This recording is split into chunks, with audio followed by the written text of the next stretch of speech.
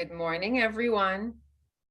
So it's 8 o'clock again on yet another second Wednesday of the month. So thank you very much for joining us.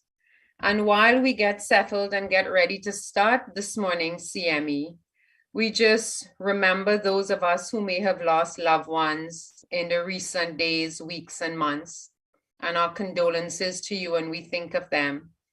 And we also express gratitude and gratefulness for living in a safe country like the Bahamas and the safety that we all live in today with everything that's going on around the world. And so today, our CME is going to be presented by the case management team. And I am going to let Dr. Deshawn Saunders, who is our consultant pediatrician and our deputy medical chief of staff, introduce her team and today's topic.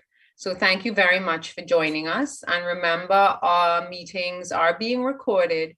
So for your colleagues who may not have been able to attend, you can let them know that the meeting is recorded and they can review it at their convenience. Thank you very much for joining us. And Dr. Saunders, you can take it away. Good morning, and we thank the case management team for putting on this presentation this morning. And so our topic, we wanted to educate our hospital and also the persons that are involved, our nurses, our support care staff, and our doctors in terms of what our role as a management team entails. All right, so I thank you to everybody for signing on as we begin our presentation. All right, so what we'll be discussing this morning, we'll start off basically on what case management involves. We will introduce our team so the hospital can be familiar with who are the persons that are involved with case coordination. In addition, we'll talk about what the role of a case manager entails, what our purpose is in the hospital setting, why case management assessment is so important, and also some of the services offered by the case management team. And at the end, we'd want to know when to intervene, so when you should reach out to our team, okay? So when we start off with the definition of what is case management, you have a lot of definitions around, but we principally follow the Case Management Society of America, which is the CMSA, and that is what we use to guide us. And so when we define case management, it is looked at as a collaborative process of assessment, planning, facilitation, care coordination, evaluation, and advocacy for options and services to meet an individual, and not just an individual, a family's comprehensive health needs through communication and also available resources. And our role and goal is to promote quality, cost-effective outcomes for the benefit of our patients.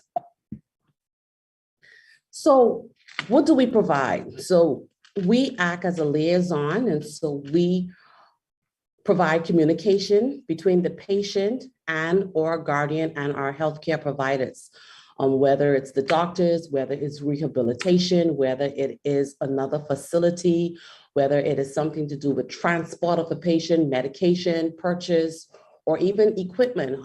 Our role is to act as the middle manager to ensure that the utilization of resources at our institution are used appropriately. Our role and our main goal is to ensure that we promote accessible medical care for every patient that presents to our establishment. Now, when we look at case management, we look at 5 main tiers, and case management is basically described as a dynamic and a systematic collaborative approach. And we try to provide and also coordinate healthcare services to a defined population. And as we know, our population is our patients at the Princess Margaret Hospital, not just our patients, our families involved. And so For case management, our framework involves 5 main components. And one of these include assessment, this includes planning, this includes implementation, it also includes evaluation. And I'll start off with assessment. When we were to have gotten a referral, our role as the case management team is to find the patient, find out what the concerns are. Once we've found out what are the problems, we then have to come back to the drawing board and see how are we going to plan to help the patient. So whether it is contacting the doctors, whether it's contacting the families, sometimes whether it's contacting risk management, because some of the cases can become technical, or whether it's contacting maybe an offshore facility, another hospital. Our role is to ensure that if quotes are needed, we would help to facilitate quotes for our patients, among other items. Once we have come up with our plan, we then implement. So we implement the plans that we have agreed upon. And once we've implemented them, we then come back to evaluate. So we evaluate to ensure that whatever our requests are, sometimes the requests may not be honored. For instance, if a patient has a procedure that costs $20,000, of course, we know our hospital is not able to afford that, but our role is to ensure that the relevant parties are contacted, whether that is our finance department, whether we refer these patients to social services, and our other part is interaction. So we don't just interact with the patient, we also interact with our staff, and we also interact with our families. So who makes up in terms of our purpose? So our purpose is to improve coordination, transition, and also continuity of care. We assist mostly high-risk patients, so our goal is to help them navigate through the healthcare system. We try to enhance the quality of care whilst at the same time trying to reduce healthcare costs. We also try to promote better clinical outcomes for our patients, and as a result, achieving hopefully higher patient satisfaction. So who makes up the case management team, you may wonder. So the case management team falls under the portfolio of our medical chief of staff, Dr. Caroline Burnett, and myself, Dr. Deshawn Saunders, as deputy medical chief of staff. So the case management portfolio actually falls under my purview. So persons that assist with case management, and these are the actual bosses of case management. We have our case nurse manager, nursing officer 1, Sister Bernadette Brennan, and she is the main person that runs our team. And so she's the one that's having the day-to-day interactions along with Ms. LaToya Wilson, who is our chief clerk, and she's a vital part of our team. And we also, from time to time, have to involve a patient relation officer, depending on what may happen during one or two of our cases.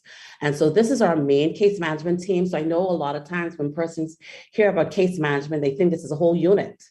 But it's actually a very small team at this time, and our hopes would be that we can expand this team, but we'll talk about that a little further as we talk a little bit more about case management. So just some background information about our team. So the case management team was actually established in May 2018 at the Princess Margaret Hospital. And at present, I'm the medical lead for our team. Our case manager, as indicated, is Sister Bernadette Brennan, along with Ms. LaToya Wilson. And we also, as I said, have a patient relations representative. But in addition, we also involve risk management. So a lot of persons may not realize that, but Mistress Pamela Jones, she is our lead person from risk, and she also helps the team when we have challenging cases that may be complicated or may have legal ramifications. We definitely ensure that we have our risk management team involved. And so I will then hand over this presentation to continue with Sister Brennan, who will then talk about the scope of case management, what we cover, what are some of the things that we do, and so we can educate our populace, those that are listening and those who will listen, exactly what the role of case management is in our Princess Margaret Hospital. So Sister Brennan will take it over from here. Okay, scope of case management services. So what we do is we identify patients who may benefit from case management due to care that is serious, complicated, or protracted. We also deal with patients with extended length of stay. We want to find out what are the reasons for the patient's extended length of stay and see how we can intervene to see how we can get the patient out of hospital and into their home environment. Patients whose care is complicated as a result of hospital misfortune, from time to time in healthcare, there are misfortunes that happen to patients while they're in our care. And so we also deal with those patients along with the risk department. Also for patients who travel to and from our family islands or other countries for medical services, we also interact and assist them as best as we can. For patients requiring air ambulance services, we make arrangements. So if you have a patient who says that they want to be airlifted, then you contact us and we take it from there. There's a protocol that we use and we interact with the air ambulance company, hospitals abroad, and we arrange for the transfer of those patients to other institutions. We also facilitate transfer of elderly persons or handicapped persons. So we work very closely with social services and nursing homes, which there are about 15 of them in the Bahamas. But the government has about 5 and the other ones are private. And so between the government owned and the privately owned, we assist relatives with getting their elderly loved ones or debilitated loved ones into those homes. We also assist patients requiring services for complex illnesses. So for services that we are supposed to be offering that are not currently available, we assist those patients. For example, patient might have had a heart attack and require an angiogram. We don't offer that service here. And so we assist patients with trying to organize the cardiac catheterization. So we work along with the finance department, the relatives, the patients, and doctor's hospital to see how the patient can have that important procedure. We also accept referrals from nurses and physicians and other members of the health team. So any of the health team members that come upon a problem with a patient, they can refer those patients to us and we will see how we can assist them in solving that problem. One of our roles is also to visit our staff who are hospitalized. So we visit them, we give them a get well card, and we assist them by asking them, if they have any problems, any situations that they need help with resolving, we do that. We also visit all VIPs and also staff's relatives. We also assist patients and families, including non-residents. So, we are a tourist-oriented country. And so from time to time, we have visitors who take ill while here. And so that's one of our roles to assist them. We usually collaborate with industry partners like the embassies, especially the US Embassy. When there's a US resident here that has a health problem, we have to notify the US Embassy and collaborate with them to see how we can resolve the issues related to their citizen. And we also interact with other embassies. For patients requiring procedures, as I said before, that the hospital cannot provide at this time, we assist with financial guarantees for those procedures. So we work with the families and the finance office would probably pay, and then there would be a financial arrangement for the patient or their relatives to see how they could pay for the financial donation that was given. Now, the patient relations department also works in collaboration with us. And so what happens is they do a patient satisfaction surveys. So when patients are discharged, they do a callback system where they check on the patients a few days after the patients have left. and they have a standardized tool that they use to see how the patient's hospital stay was. And I guess that information is used to try and see how we can improve the services. From time to time, and very often, we have complaints against Princess Margaret Hospital, the services that we render, our clinicians, administrators, and support staff. And so we also assist with those complaints. We intervene where we can, and where we can't, then we refer those complaints and situations up to a higher level. Case management also assists with advocacy and education. Of course, the patient is the most important person here in our sphere. And so one of our major roles is to advocate on behalf of the patient. So patient and family self-care management, maximizing health, wellness, and safety and adaptation. We also educate our other members of our health team of our purpose, why we're here. We all work together as a team, and we're just one arm of the health team. Also, as we go around, you will see us going around the hospital from ward to ward. We go around and we identify cases that need risk referral. I need assistance in resolving issues related to patient care and management. And so that is what we do. We also coordinate foreign languages and legal assistance. So from time to time, we have persons who are not, and we have to manage them. We have an obligation to communicate with them. And so we have a protocol in place where we have arranged for persons to be able to, our health team members to be able to communicate with them. And so if you have a person who's not English speaking and you're having difficulty communicating with them, you can contact us and we will see how we can assist you with getting someone to interpret and speak to the patient. So we also offer customer service, which is concierge and guest service management. So for persons who need to get to the airport, patient needs medical devices, patient needs a passport. So we have various contacts and we have various industry partners. We work with government agencies, Ministry of Tourism, as I said, the embassies, national insurance. It's very comprehensive. We have a wide range of partners that we work with to help to resolve issues related to patient care and management. We also assist with clinical care coordination. We collaborate with the health team members for positive patient outcomes. I'm sure most of you would have had already some interaction with us. So we encourage you very early in the onset of the patient admission.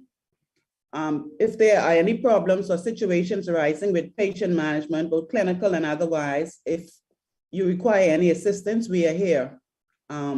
You can refer to us and we will see how we can assist you.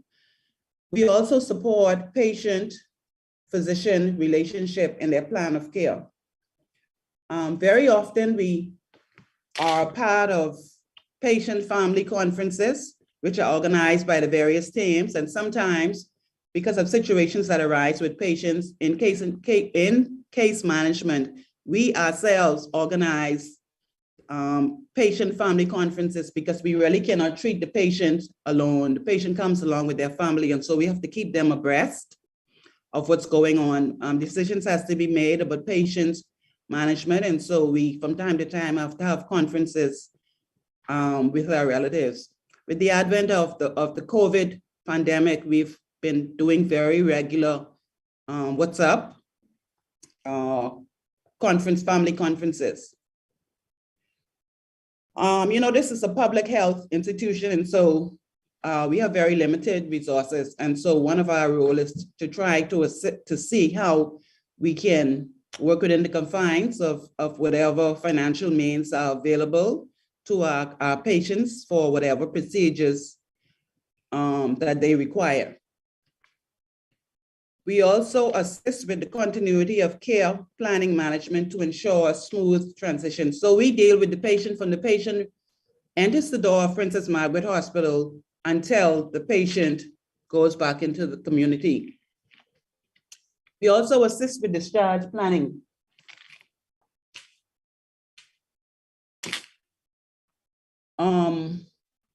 One of the things that we are concerned about is, and what we would like is, we find that for patients who have been in hospital for whatever reason, let's just say a patient had a stroke and the patient the patient has to go back into the community. We find that the teams call us in very late. And sometimes, so it extends the patient stay. So what we would like is when you have your patients and you know from the onset, and as the patient progresses, you see what state the patient is going to leave. And we would really like for you to notify us early and during the patient's admission so that we can put everything into place so that when it's time for the patient to be discharged, the patient can leave instead of having to stay sometimes for weeks after their discharge because systems and situations were not put into place during the patient's hospital admission. We also do coordination of community resources. So as I said, we assist with placement of persons who require long-term assisted care. We also assist relatives with organizing and preparing for their relatives at home as far as caretakers, remodeling of their homes, getting the necessary medical supplies that they might need to be able to look after their relatives.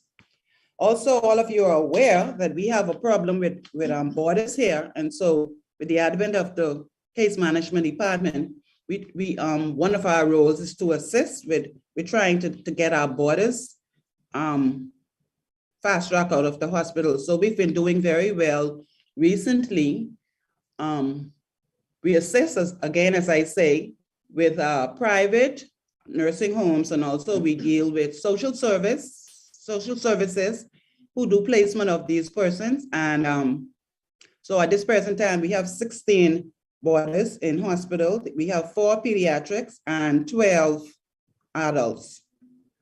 We also assist with transportation and travel arrangements for our family island patients. So a patient might have come from a family island and you know, these are tough economic times, and sometimes the patient doesn't have the money to purchase their ticket or their boat fare. And so we have systems in place where we assist them with purchasing of their travel arrangements. And as I say, the transport department assists us with the transport of patients to and from wherever patients need to go to private institutions for services. We organize that. So now I'll call Ms. Wilson to continue.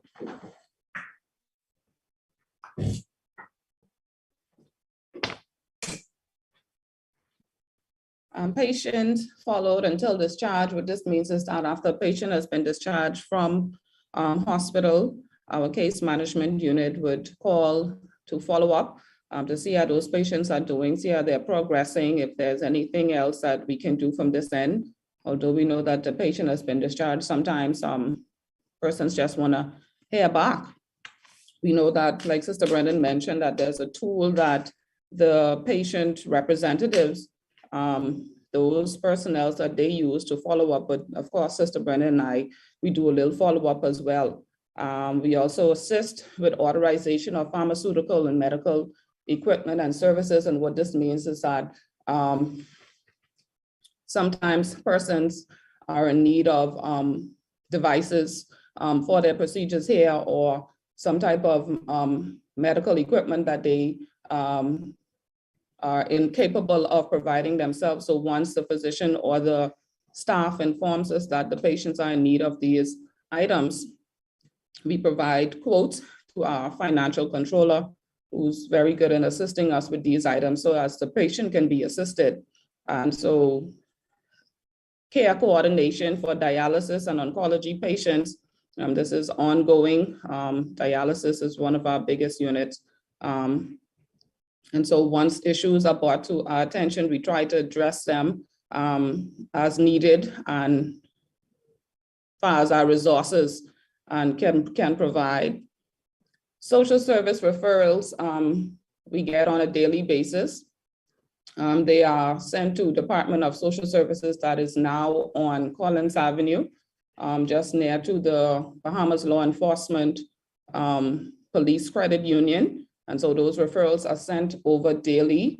And so we just want to inform persons that not every time a referral is sent means that social service will assist the patient, because they are only limited to what they can do in certain aspects. And so we do send those referrals over, but not in all cases the patients are being assisted by social services. And so community health service referrals, those two, based on the patient needs, go out with the patient so they can contact their nearest community clinic, so they can follow up there, or I'm not sure because of COVID what the procedure is for those nurses coming into the homes, but those community referrals are sent out with those patients as needed. And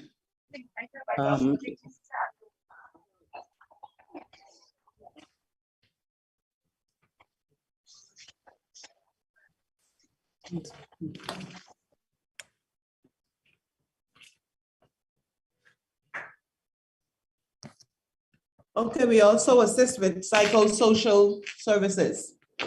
We assist with crisis intervention. So any crisis or any situation that comes up with patients, we intervene. The units will notify us, and because we're involved with patient management, we will step in and see how we could assist with bringing resolution to those situations. We also provide counseling and support and referrals to relevant agencies, just as Ms. Wilson just said. So we have a very comprehensive role where this come in, because, you know, our patients have so many problems. And so we have to refer and utilize our industry partners to help us to deal with these situations related to our patients. We also offer grief and bereavement assistance. This is mostly given by the patient relations department. So when patients die, when, you know, because we're dealing with patients' health, sometimes the news are not good. And so the patient relations department mainly deals with grief and bereavement. We also deal with abuse and neglect, identification of the same, and referral. So a patient might have come in for one situation, a medical situation, and because of our observations, we might find that the patient has been abused.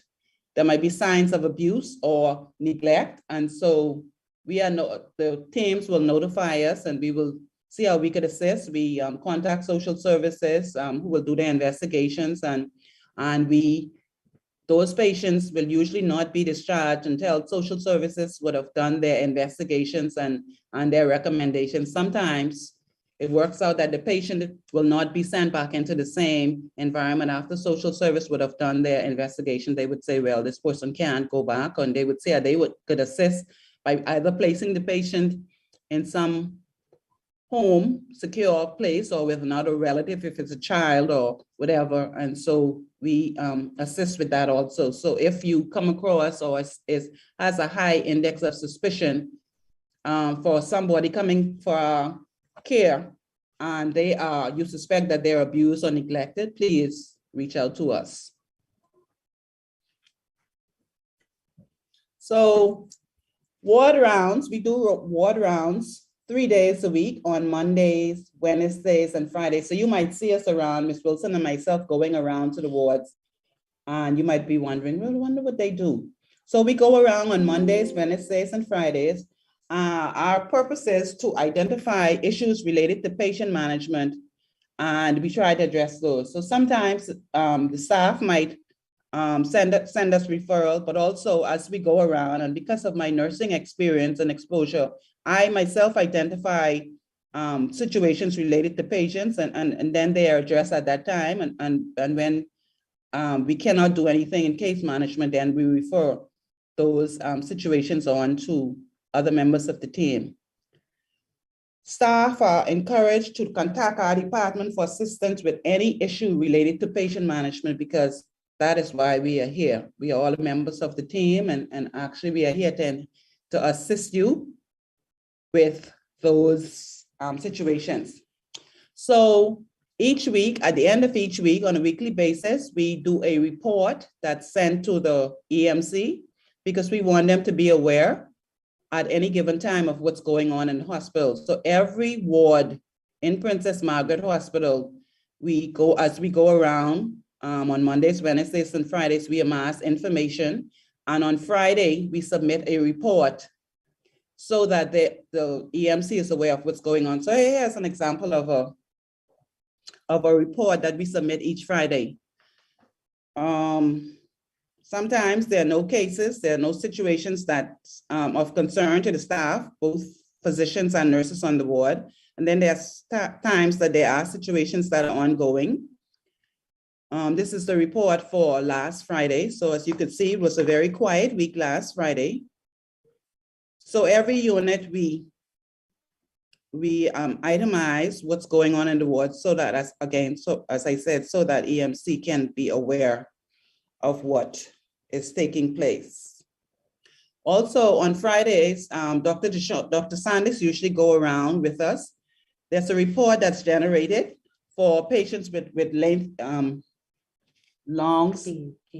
keen report that's generated for patients with long hospital stay. And so on Fridays, we go around, Dr. Sanders, along with myself and Ms. Wilson, we go around, we assess these patients, and we try to find out what is the reason for the patient being in hospital for such a long time. Sometimes, so we would contact the consultant or the physicians on the team, and sometimes the patients need really simple things. And because I guess members of the team did not know or does not know what needs to be done, or how they go about getting these, whatever it is, the patient just stays there, and all of us are aware that we have a bad problem here. So we would really like for you to notify us for anything that you are concerned about related to the management of the patients. All right, so as you can see, case management collaboration is key. Our case managers and our healthcare team are jointly accountable to ensure that we provide quality and effective plan of care for all of our patients. We try to ensure that we communicate timely, relevant, and accurate information involving our patient care. So as Sister Brennan indicated, we meet weekly to discuss and ensure that we try our best to resolve patient-related issues. So on Fridays, before we do our rounds, we sit at the table and we strategize, we discuss, we communicate with the relevant stakeholders, and we try our best to improve and obtain good patient outcomes. And on Fridays, when we would have our meetings on risk management, is sometimes present in our meeting along with our patient relation officers. So case management, as you can see, even though we're a small unit, we cover the entire hospital. And so some days it can be challenging, but I can say most days it's rewarding. And so sometimes you see the smile on patients' faces. I know we had a particular patient on the male medical ward that came in as a boarder. He was abandoned for years, lived in one of the NGO places, and after COVID, he actually had a stroke and basically became non-ambulant. And so he was actually a patient that met criteria to be transferred to geriatrics.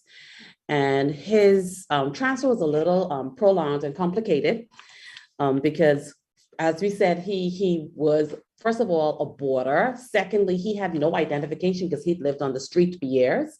And so we had no passport. All he knew was his name and his date of birth. We didn't know who his mom was. We didn't know his next of kin. We got legal involved. We got everybody involved. And we had promised him that we were going to get into geriatrics. And so every time Sister Brennan and team would go on the ward, he wanted to know when was his time to go. And I would say it was almost about a 3 to 4 month process. He got COVID in getting ready for being discharged. And so he had to be admitted to SBU, had to be quarantined, but he came back to the ward. And it was a pleasure and a joy to see that he finally got to geriatrics, because he really wanted a home. And for him, that was his home. And so, so to bring a smile to his face, that's just one of the many stories that our team works on. And so even though, as I said, it's challenging, it becomes complicated. Sometimes some families fuss you out, you get caught in the whole brawl, they use you as the bouncing board to complain about our system. And so our job, though, at the end of the day, is to ensure that our patients are rewarded and that our patients are happy. We try in our case management team, we try to pay attention to each of our patients and their family needs. We do our best to coordinate care between admission and discharge. And for the most part, we try to help to navigate the acute care admissions and transitions to the level of care that may be necessary to help them recover. Sadly, though, sometimes our cases are not all successful, and sometimes we have death. And in cases where we have patients that are just needing palliative care, case management steps in. So for instance, we had a case during the COVID pandemic. As we know, families weren't allowed to come into hospital. We had a terminal patient that was dying, and her family really wanted to say goodbye. And so through case management, along with the EMC and legal, we were able to arrange for the family to at least be able to see their loved one before she passed, and may she rest in peace. So just an example of our day-to-day challenges, but not just challenges, things that we have as a case management team to solve. So in conclusion, we as a team can say that case management is, as you can see, a hardworking team, but our end goal is to strive to act and plan in a manner that reflects how we would want things to be done for ourselves, and not just of ourselves, for our loved ones. So if our loved ones came to the Princess Margaret Hospital, we would want our loved ones to get the best care. And so our role every day is to try and provide high quality and cost-effective clinical outcomes of care by using the most efficient and timely links to use the resources across the continuum of our institution. Our aim, for the most part, is to try and reduce costs by balancing the utilization of our resources necessary to achieve realistic clinical outcomes. Some of our cases may not have always positive outcomes, but our goal is to try and get the best care and to prevent readmissions more than anything else. We also try to ensure that the patient's length of stay is as efficient and as brief as possible. And we also try to ensure a satisfactory experience for everyone. So on behalf of the case management team, we thank you for listening in, and we look forward to continued collaboration between our healthcare providers as we continue to care for our patients. And so we will open our floor to any questions that you may have for the case management team. And our next slide is just our contact information. And so if you don't know how to contact us, we have a personal cell that is allocated for our team. We have direct lines and also emails, and we'll now open our floor for questions. Thank you very much, case management team, for that very instructional and excellent presentation. I do not see any questions in the chat. If there are any questions, please place them in the chat. And while we wait to see if there are any questions, I would just like to say a very special thank you to the case management team and Sister Brennan, because we have worked very closely on many cases together, trying to get patients placed in homes and also dealing with relatives and some of the difficult communication issues that may come up. And so thank you very much, case management team. And And I really encourage those of you that don't use the services of the case management team to take advantage of the benefit of having a team that really improves patient care and the long-term outcome of our patients and communication with relatives. And so I don't see any questions. We have a comment from Felicia that says, thank you very much for your presentation. I see a comment and a question here. Good morning, very comprehensive presentation. It was stated that one goal is to prevent readmission. What strategies or planned interventions exist to address the readmission in particular? All right, so thank you for that question. One of the challenges that we noted during the COVID pandemic with, as you indicated, residential homes is that, sad to say, some of our patients may not have been getting as adequate care as needed. And so we had certain homes where patients presented with significant bed sores, significant medical issues. And so we as a team brought this issue to our clinical EMC team. And so as a result, these patients were not allowed to go back to that home. That home was actually flagged. Once case management identified that we had challenges with particular patients presenting from certain homes. And so for the most part, we as a team need to expand. So I'd say that this is our team, but we need social services, we need other persons. And one of the strategies and plans that we would want to implement is that maybe a branch of our team follows through with the patients once they've been discharged to ensure that someone is managing, or not only that, that these homes are reporting back to not just case management, but also the teams involved to ensure that these patients are being properly managed. And so that's one of the reasons why you would notice that we had a significant amount of boarders for a while, because we refused to send these patients back to the homes in their state. And so that was one of the reasons we made a decision not to use certain homes. And so that's one of the strategies we did in terms of alarming our government and the Ministry of Health, but also we would like to expand our team so we could offer not just services here in Princess Margaret, but also to keep an eye on homes and other facilities that our patients are transferred to. I'd also like to say a personal thank you to Dr. Indira Grimes from Geriatrics. And she works hand in hand with our team, especially for our geriatric patients that over 65, to ensure that they are transitioned out of the hospital. And so the geriatrics hospital has been a very strong part in terms of helping us with our boarders, but that's our aged boarders. Okay, and Sister Newbold says, excellent presentation. And Valencia Fernanda, thanks Sister Brennan and Miss Wilson for your assistance in the accident and emergency department. We have a question here. Can you speak to the legal aspect of responsibility with inpatients requiring a lawyer's assistance? Well, as I said earlier, we work in close collaboration with the risk department. And so any situation that has legal implications, we would contact risk and they will advise us. They would, I guess, communicate with the legal department at corporate, and they would be advised on what we should do. And so we take all of our cues and directives from the risk department.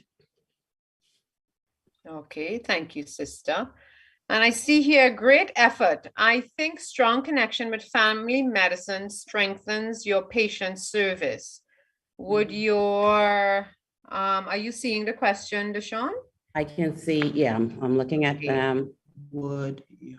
So, okay, so I would respond, and I think that that's an excellent thought process. And I think that maybe we will have a discussion with family medicine, especially with our patients that we are discharging and patients that were referred to us, so we can ensure that they have continued follow-up and care. So thank you for that suggestion. We will definitely put that in our planned protocol. So thank you. And what was the suggestion? Can you just say it so everyone can hear?